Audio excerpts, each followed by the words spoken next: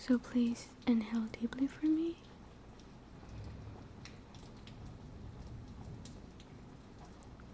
And breathe out.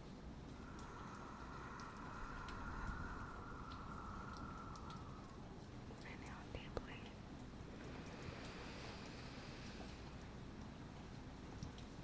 And exhale.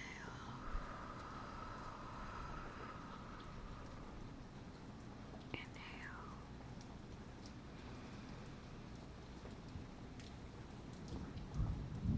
And exhale.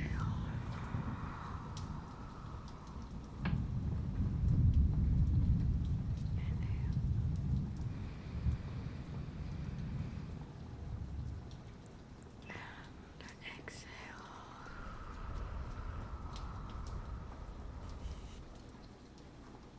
And so I just want to take a quick second to make a small shout out to Wolf Snow, username Wolf Snow. Thank you for your comments. I really appreciate how into it you are, because and anyone else who has left a comment, thank you very much. I really truly appreciate it. I'm a little scared because as the channel grows, I do get, people who aren't going to be into what I'm doing, but it's okay. We're all good. Chapter 8, Adrenaline. Okay, where's your clutch? I pointed to the lever on my left handlebar. Letting go of the grip was a mistake. The heavy bike wobbled underneath me, threatening to knock me sideways. I grabbed the handle again, trying to hold it straight. Jacob, it won't stay up, I complained. It will when you're moving, he promised. Now, where's your brake? Behind my right foot. Wrong.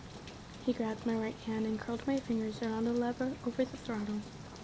But you said, this is the brake you want. Don't use the back brake now. That's for later, when you know what you're doing. That doesn't sound right, I said suspiciously. Aren't both brakes kind of important? Forget the back brake, okay? Here. He wrapped his hand around mine and made me squeeze the lever down. That is how you brake. Don't forget. He squeezed my hand another time. Fine, I agreed. Throttle? I twisted the right grip. Gear shift? I nudged it with my left calf. Very good. I think you've got all the parts down. Now you just have to get it moving. Uh-huh, I muttered, afraid to say more. My stomach was contorting strangely, and I thought my voice might crack. I was terrified. I tried to tell myself that the fear was pointless. I'd already lived through the worst thing possible. In comparison with that, why should anything frighten me now? I should be able to look death in the face and laugh. My stomach wasn't buying it. I stared down the long stretch of dirt road, bordered by thick misty green on every side. The road was sandy and damp, better than mud. I want you to hold down the clutch, Jacob instructed. I wrapped my fingers around the clutch. No, this is crucial, Bella, Jacob stressed. Don't let go of that, okay? I want you to pretend that I've handed you a live grenade. The pin is out and you are holding down the spoon. I squeezed tighter. Good. Do you think you can kickstart it? If I move my foot, I will fall over. I told him through gritted teeth, my fingers tight around my live grenade. Okay, I'll do it. Don't let go of the clutch. He took a step back and then suddenly slammed his foot down on the pedal. There was a short ripping noise, and the force of his thrust rocked the bike. I started to fall sideways, but Jake caught the bike before it knocked me to the ground. Steady there, he encouraged. Do you still have the clutch? Yes, I gasped. Plant your feet. I'm going to try again. But he put his hand on the back of the seat too, just to be safe. It took 4 more kicks before the ignition caught. I could feel the bike rumbling beneath me like an angry animal. I gripped the clutch until my fingers ached. Try out the throttle, he suggested. Very lightly, and don't let go of the clutch. Hesitantly, I twisted the right handle. Though the movement was tiny, the bike snarled beneath me. It sounded angry and hungry now. Jacob smiled in deep satisfaction. You remember how to put it into first gear? He asked. Yes? Well, go ahead and do it. Okay. He waited for a few seconds. Left foot, he prompted. I know, I said, taking a deep breath. Are you sure you want to do this? Jacob asked. You look scared. I'm fine, I snapped. I kicked the gear shift down one notch. Very good, he praised me. Now very gently ease up on the clutch. He took a step away from the bike. You want me to let go of the grenade? I asked in disbelief. No wonder he was moving back. That's how you move, Bella. Just do it little by little. As I began to loosen my grip, I was shocked to be interrupted by a voice that did not belong to the boy standing next to me. This is reckless and childish and idiotic, Bella. The velvet voice fumed. Oh, I gasped, and my hand fell off the clutch. The bike bucked under me, yanking me forward and then collapsing to the ground half on top of me. The growling engine choked to a stop. Bella! Jacob jerked the heavy bike off me with ease. Are you hurt? But I wasn't listening. I told you so. The perfect voice murmured, crystal clear. Bella! Jacob shook my shoulder. I'm fine, I mumbled, dazed. More than fine. The voice in my head was back. It still rang in my ears, soft, velvety echoes. My mind ran swiftly through the possibilities. There was no familiarity here, on a road I'd never seen, doing something I'd never done before. No déjà vu. So the hallucinations must be triggered by something else. I felt the adrenaline coursing through my veins again, and I thought I had the answer. Some combination of adrenaline and danger, or maybe just stupidity. Jacob was pulling me to my feet. Did you hit your head? He asked. I don't think so. I shook it back and forth, checking. I didn't hurt the bike, did I? This thought worried me. I was anxious to try again, right away. Being reckless was paying off better than I thought. Forget cheating. Maybe I'd found a way to generate the hallucinations. That was much more important. No, you just stalled the engine, Jacob said, interrupting my quick speculations. You let go of the clutch too fast. I nodded. Let's try again. Are you sure? Jacob asked. Positive. This time I tried to get the kickstart myself. It was complicated. I had to jump a little to slam down on the pedal with enough force, and every time I did that, the bike tried to knock me over. Jacob's hand hovered over the handlebars, ready to catch me if I needed him. It took several good tries, and even more poor tries, before the engine caught and roared to life under me. Remembering to hold on to the grenade, I revved the throttle experimentally. It snarled at the slightest touch. My smile mirrored Jacob's now. Easy on the clutch, he reminded me. Do you want to kill yourself then? Is that what this is about? The other voice spoke again, his tone severe. I smiled tightly. It was still working, and ignored the questions. Jacob wasn't going to let anything serious happen to me. Go home to Charlie, the voice ordered. The sheer beauty of it amazed me. I couldn't allow my memory to lose it, no matter the price. Ease off slowly, Jacob encouraged me. I will, I said. It bothered me a bit when I realized I was answering both of them. The voice in my head growled against the roar of the motorcycle, trying to focus this time to not let the voice startle me again. I relaxed my hand by tiny degrees.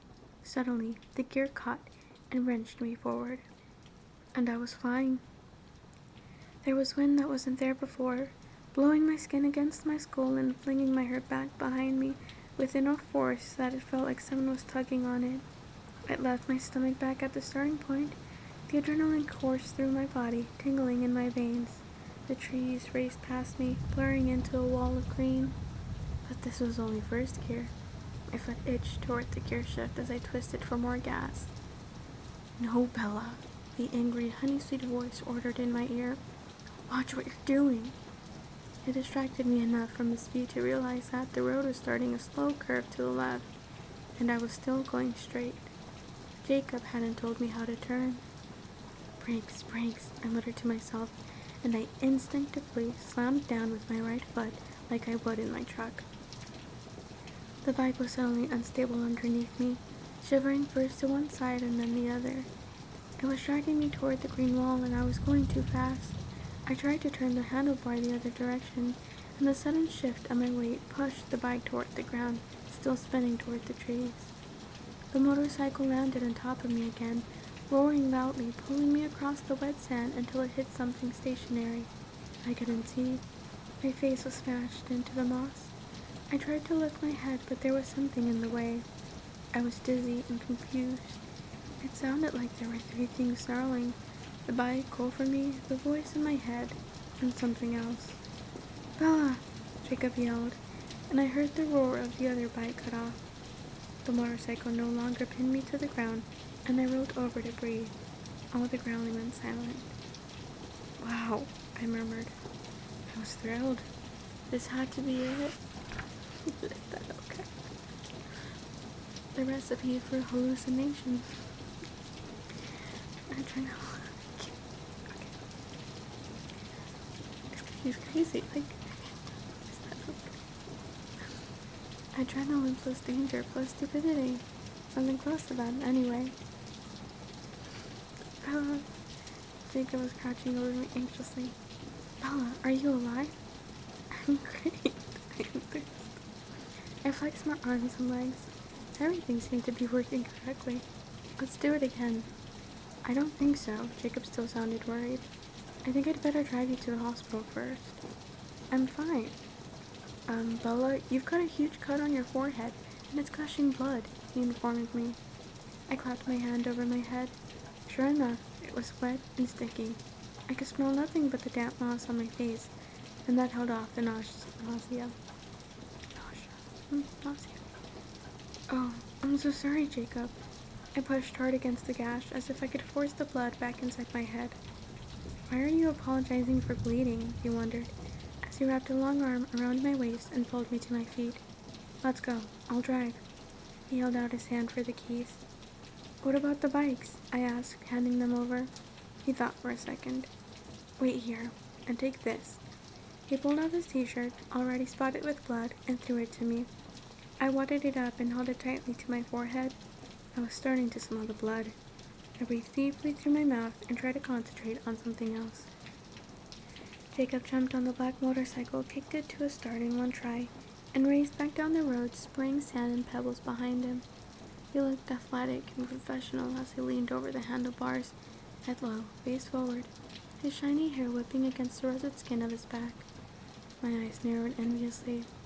I was sure I hadn't looked like that on my motorcycle. I was surprised at how far I'd gone. I could barely see Jacob in the distance when he finally got to the truck. He threw the bike into the bed and sprinted to the driver's side. I really didn't feel bad at all as he coaxed my truck to a deafening roar in his hurry to get back to me. My head stung a little, and my stomach was uneasy, but the cut wasn't serious. Head wounds just bled more than most. His urgency wasn't necessary. Jacob left the truck running as he raced back to me, wrapping his arm around my waist again. "Okay, let's get you in the truck." "I'm honestly fine," I assured him as he helped me in. "Don't get worked up, it's just a little blood." "Just a lot of blood," I heard him mutter as he went back for my bike. "Now let's think about this for a second," I began when he got back in.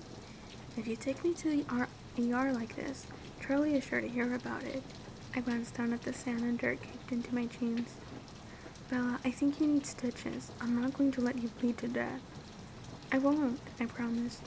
"Let's just take the bikes back first, and then we'll make a stop at my house so I can dispose of the evidence before we go to the hospital." "What about Charlie? He said he had to work today." "Are you really sure?" "Trust me, I'm an easy bleeder. It's not nearly as dire as it looks." Jacob wasn't happy. His full mouth turned down in an uncharacteristic frown, but he didn't want to get me in trouble. I stared out the window, holding his ruined shirt to my head while he drove me to Forks. The motorcycle was better than I dreamed. It had served its original purpose. I cheated, broken my promise. I'd been needlessly reckless. I felt a little less pathetic now that the promises had been broken on both sides. And then to discover the key to the hallucinations, At least, I hoped I had. I was going to test the theory as soon as possible. Maybe they'd get through with me quickly in the ER, and I could try again tonight. Racing down the road like that had been amazing. The feel of the wind in my face, the speed and the freedom. It reminded me of a past life, flying through the thick forest without a road, piggyback while he ran. I stopped thinking right there, letting the memory break off in a sudden agony. I flinched. "You still okay?" Jacob checked. "Yeah." I tried to sound as convincing as before. "By the way," he added, "I'm going to disconnect your foot brake tonight." At home, I went to look at myself in the mirror first thing. It was pretty gruesome. Blood was drying in thick streaks across my cheek and neck, matting in my muddy hair. I examined myself clinically, pretending the blood was paint so it wouldn't upset my stomach. I breathed through my mouth and was fine. I washed up as well as I could. Then I hid my dirty, bloody clothes in the bottom of my laundry basket, putting on new jeans and a button-up shirt that I didn't have to pull over my head. As carefully as I could, I managed to do this one-handed and keep both garments blood-free. "Hurry up," Jacob called. Okay, I shouted back. After making sure I left nothing incriminating behind me, I headed downstairs. "How do I look?" I asked him. "Better," he admitted. "But do I look like I tripped in your garage and hit my head on a hammer?" "Sure, I guess so." "Let's go then." Jacob hurried me out the door and insisted on driving again. We were halfway to the hospital when I realized he was still shirtless. I frowned guiltily. "We should have grabbed you a jacket." "That would have given us away," he teased. "Besides, it's not cold." "Are you kidding?" I shivered and reached out to turn the heat on. I watched Jacob to see if he was just playing tough so I wouldn't worry, but he looked comfortable enough. He had one arm over the back of my seat, though I was huddled up to keep warm. Jacob really did look older than 16. Not quite 40, but maybe older than me. Cole didn't have too much on him in the muscle department, for all that Jacob claimed to be a skeleton. The muscles were the long, wiry kind, but they were definitely there under the smooth skin. His skin was such a pretty color, it made me jealous. Jacob noticed my scrutiny. "What?" he asked, suddenly self-conscious. "Nothing. I just hadn't realized before. Did you know you're sort of beautiful?" Once the word slipped out, I worried that he might take my impulsive observation the wrong way. But Jacob just rolled his eyes. "You hit your head pretty hard, didn't you?" "I'm serious." "Well then, thanks. Sort of." I grinned. "You're sort of welcome." I had to have 7 stitches to close the cut on my forehead. After the sting of the local anesthetic, there was no pain in the procedure. Jacob held my hand while Dr. Snow was sewing, and I tried not to think about why that was ironic. We were at the hospital forever. By the time I was done, I had to drop Jacob off at his home and hurry back to cook dinner for Charlie. Charlie seemed to buy my story about falling in Jacob's garage. After all, it wasn't like I hadn't been able to land myself in the ER before with no more help than my own feet. This night was not as bad as that first night. After I'd heard the perfect voice in Port Angeles, the whole came back, though it always did when I was away from Jacob, but it didn't drop so badly around the edges. I was already planning ahead, looking forward to more delusions, and that was a distraction. Also, I knew I would feel better tomorrow when I was with Jacob again. That made the empty hole and the familiar pain easier to bear. Relief was in sight. The nightmare, too, had lost a little of its potency. I was horrified by the nothingness, as always, but I was also strangely impatient as I waited for the moment that would send me screaming into consciousness. I knew the nightmare had to end. That's exactly right. I mean, it's a little crazy, but at least she's better, right?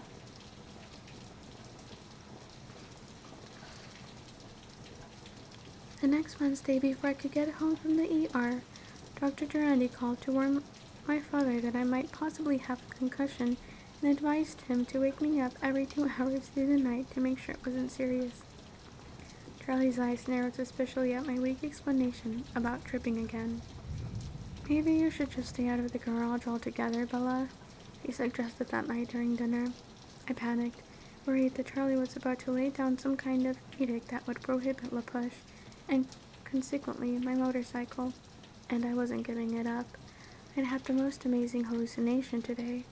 My velvet-voiced delusion had yelled at me for almost 5 minutes before it hit the brake too abruptly and launched myself into the tree. I take whatever pain that would cause me tonight without complaint.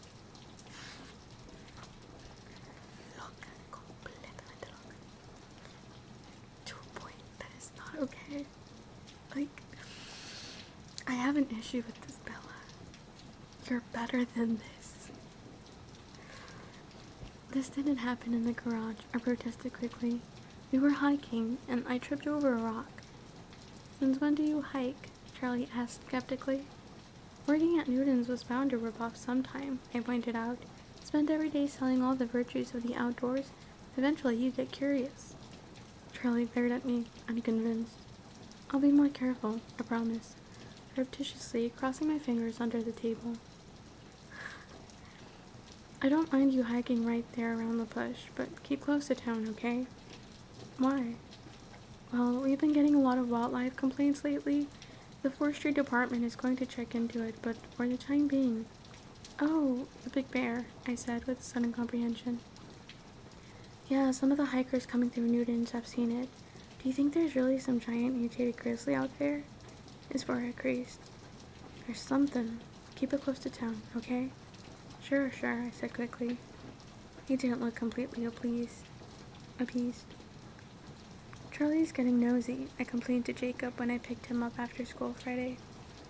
Maybe we should cool it with the bikes. He saw my objecting expression and added, at least for a week or so. You could stay out of the hospital for a week, right? What are we going to do? I cried. He smiled cheerfully. Whatever you want. I thought about that for a minute. About what I wanted. I hated the idea of losing even my brief seconds of closeness with the memories that didn't hurt. The ones that came on their own, without me thinking of them consciously. If I couldn't have the bikes, I was going to have to find some other avenue to the danger and the adrenaline, and that was going to take some serious thought and creativity. Doing nothing in the meantime was not appealing. Suppose I got depressed again, even with Jake? I had to keep occupied. Maybe there was some other way, some other recipe, some other place. The house had been a mistake, certainly, but his presence must be stamped somewhere other than inside me. There had to be a place where he seemed more real than among all the familiar landmarks that were crowded with other human memories. I could think of one place where that might hold true, one place that would always belong to him and no one else. A magic place, full of light, the beautiful meadow I'd seen only once in my life, lit by sunshine and the sparkle of his skin. This idea had a huge potential for backfiring. It might be dangerously painful. My chest ached with emptiness even to think of it. It was hard to hold myself upright, to not give myself away. But surely, there of all places, I could hear his voice, and I'd already told Charlie I was hiking. What are you thinking about so hard? Jacob asked. Well, I began slowly. I found this place in the forest once. I came across it when I was, hiking. A little meadow, the most beautiful place. I don't know if I could track it down again on my own. It would definitely take a few tries. You could use a compass and a grid pattern, Jacob said with confident helpfulness. Do you know where you started from? Yes, just below the trailhead where the 110 ends. I was going mostly south, I think. Cool, we'll find it. As always, Jacob was game for anything I wanted, no matter how strange it was. So, Saturday afternoon, I tied on my new hiking boots, purchased that morning using my 20% employee discount for the first time. That's a really good employee. I only get 10% where I work. I'm a little jealous. 20% is a lot. Grabbed my new topographical map of the Olympic Peninsula and drove to La Push. We didn't get started immediately. First, Jacob sprawled across the living room floor, taking up the whole room, and for a full 20 minutes drew a complicated web across a key section of the map while he perched on a kitchen chair and talked to Billy. Billy didn't seem at all concerned about our proposed hiking trip. I was surprised that Jacob had told him we were going, given the fuss people were making about the bear sightings. I wanted to ask Billy not to say anything about this to Charlie, but I was afraid that making the request would cause the opposite result. Maybe we'll see the super bear, Jacob joked, eyes on his design. I glanced at Billy swiftly, fearing a Charlie-style reaction, but Billy just laughed at his son. Maybe you should take a jar of honey just in case. Jake chuckled. Hope your new boots are fast, Bella. One little jar isn't going to keep a hungry bear occupied for long. I only have to be faster than you. Good luck with that, Jacob said, rolling his eyes as he refolded the map. Let's go. Have fun, Billy rumbled, wheeling himself toward the refrigerator. Charlie was not a hard person to live with, but it looked to me like Jacob had it even easier than I did. I drove to the very end of the dirt road, stopping near the sign that marked the beginning of the trailhead. It had been a long time since I'd been here, and my stomach reacted nervously. This might be a very bad thing, but it would be worth it if I got to hear him. I got out and looked at the dense wall of green. I went this way, I murmured, pointing straight ahead. Jake muttered. What? He looked at the direction I pointed, then at the clearly marked trail and back. I would have figured you for a trail kind of girl. Not me, I smiled weakly. I'm a rebel. He laughed and then pulled out our map. Give me a second. He held the compass in a skilled way, twisting the map around till it angled the way he wanted. Okay, first line on the grid. Let's do it. I could tell that I was slowing Jacob up, but he didn't complain. I tried not to dwell on my last trip through this part of the forest. It's a very different companion. Normal memories were still dangerous. If I let myself slip up, I'd end up with my arms clutching my chest to hold it together, gasping for air, and how would I explain that to Jacob? It wasn't as hard as I would have thought to keep focused on the present. The forest looked a lot like any other part of the peninsula, and Jacob set a vastly different mood. He whistled cheerfully, an unfamiliar tune, swinging his arms and moving easily through the rough undergrowth. The shadows didn't seem as dark as usual, not with my personal son along. Jacob checked the compass every few minutes, keeping us in a straight line with one of the radiating spokes of his grid. He really looked like he knew what he was doing. I was going to compliment him, but I caught myself. No doubt he'd add another few years to his inflated age. My mind wandered as I walked, and I grew curious. I had forgotten the conversation we'd had by the sea cliffs. I'd been waiting for him to bring it up again, but it didn't look like that was going to happen. Hey, Jake? I asked hesitantly. Yeah? How are things with Embry? Is he back to normal yet? Jacob was silent for a minute, still moving forward with long paces. When he was about 10 feet ahead, he stopped to wait for me. No, he's not back to normal, Jacob said when I reached him, his mouth pulling down at the corners. I didn't start walking again. I immediately regretted bringing it up. Still with Sam? Yup. He put his arm around my shoulder, and he looked so troubled that I didn't playfully shake it off, as I might have otherwise. Are they still looking at you funny? I half whispered. Jacob stared through the trees. Sometimes. And Billy? As hopeful as ever, he said in a sour, angry voice that disturbed me. Our couch is always open, I offered. He laughed, breaking out of the unnatural gloom. But think of the position that would put Charlie in when Billy calls the police to report my kidnapping. I laughed too, glad to have Jacob back to normal. We stopped when Jacob said we'd gone 6 miles, cut west for a short time, and headed back along another line of his grid. Everything looked exactly the same as the way in, and I had a feeling that my silly quest was pretty much doomed. I admitted as much when it started to get darker, the sunless day fading toward a starless night, but Jacob was more confident. As long as you're sure we're starting from the right place, he glanced down at me. Yes, I'm sure. Then we'll find it, he promised, grabbing my hand and pulling me through a mass of ferns. On the other side was the truck. He gestured toward it proudly. Trust me. You're good, I admitted. Next time, we bring flashlights, though. We'll save hiking for Sundays from now on. I didn't know you were that slow. I yanked my head back and stomped around to the driver's side while he chuckled at my reaction. You up for another try tomorrow? He asked, sliding into the passenger seat. Sure, unless you want to go without me so I don't tie you down to my gimpy pace. I'll survive, he assured me. If we're hiking again, though, you might want to pick up some moleskin. I bet you can feel those new boots right now. A little, I confessed. It felt like I had more blisters and I had space to fit them. I hope we see the bear tomorrow. I'm sort of disappointed about that. Yeah, me too, I agreed sarcastically. Maybe we'll get lucky tomorrow and something will eat us. Bears don't want to eat people. We don't taste that good. He grinned at me in the dark cab. Of course, you might be an exception. I bet you taste good.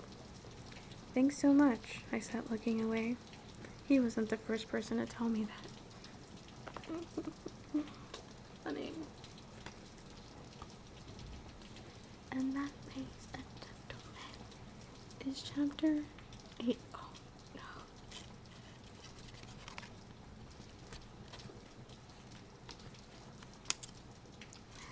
The wrong side. Yeah, it's the wrong side. Oh, that makes more sense.